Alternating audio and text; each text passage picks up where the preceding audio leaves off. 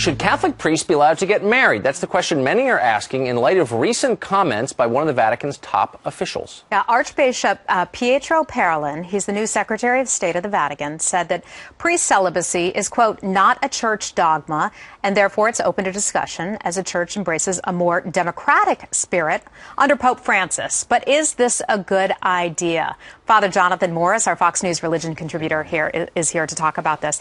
Father Jonathan, what do you think of this idea? This is huge. Well, it's huge and it's not.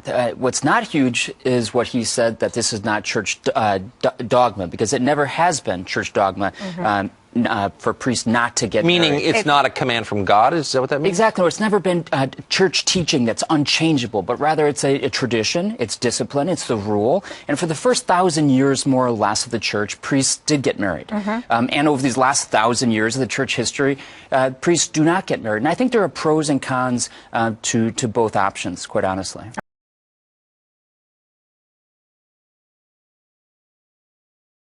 There were 60,000 priests. Today, 2013, just 39,000.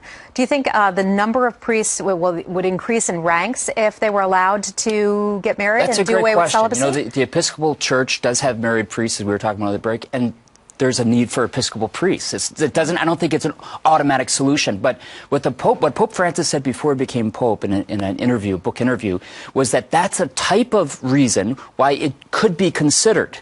He's also said that he doesn't think it should be changed right now. But yes, because based on the situation of the church presently, I believe that the dialogue needs to be opened up. And it's been kind of a taboo among bishops, among priests. Oh, don't talk about that. I think there needs to be more dialogue about it and talk about the pros and cons. In my case, if priests could have been married, I don't think I would have been attracted to it in the first place. Not because the reason is because I felt the call to give up everything and to follow God. Now, that's, as a 21-year-old kid coming out of college, that's what attracted me to it, kind of this very noble idea, giving up everything. I think also, though, as you get older, you see also some of the pros that should be discussed.